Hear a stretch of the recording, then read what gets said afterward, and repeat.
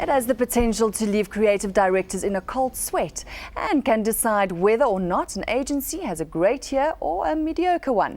The pitch is vital. Do it well and you'll be smiling. Do it wrong and that could be the end of you. Isn't that so true, Andy Rice? Pitches mark an agency's year.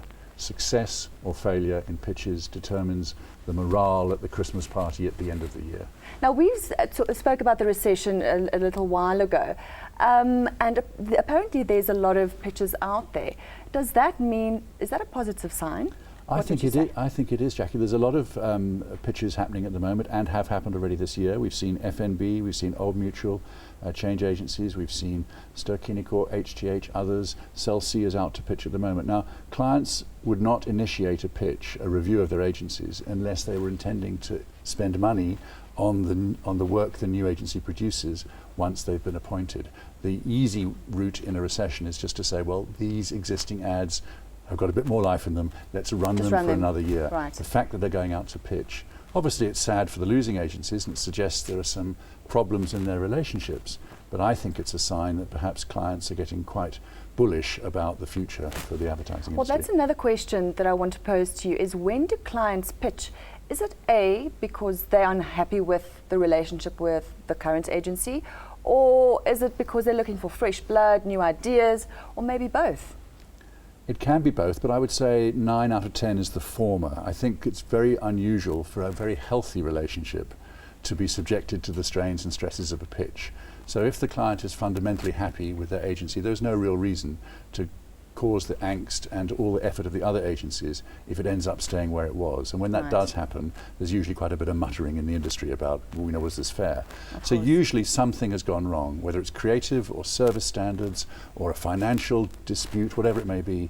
Most pitches reflect a problem in the relationship between the incumbent and the client. But it's all about the relationship. It's like going to the hairdresser. You're not going to change your hairdresser, every second month. So, but then Nando's is a good example. They've had a number of agencies, and why do you think that is? It's just to keep fresh ideas and keep going, or what would you say? Well, I think Nando's is a bit of an exception because they tend to employ a roster of agencies. I don't think there's any one agency, even today, working on the Nando's business who can hold their hands up and say, we are the official Nando's agency.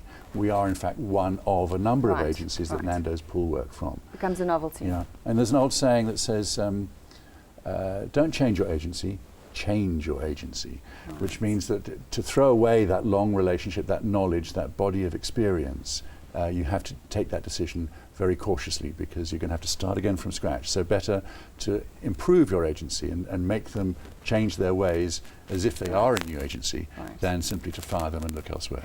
Andy, there are a few colourful examples of agencies that have pitched. I know the British Rail is one of those. Please share the story with us. That's a great example. It's quite a long time ago now, and it was in the UK. And British Rail at the time had a reputation for the most appalling standards. Everything was ghastly about British Rail. And one of the agencies, a famous showbiz agency called Allen, Brady and Marsh, were pitching for the business. And the British Rail team of executives arrived at Allen, Brady and Marsh's offices and were shown into the reception area, where they sat down in an area that was littered with bottles and ashtrays, and a surly receptionist who hardly even greeted them, kept them waiting for half an hour. What they didn't know was that they were being watched behind a one-way mirror, and the moment that the British Rail people said, okay, this is no good, I'm going. Time to go.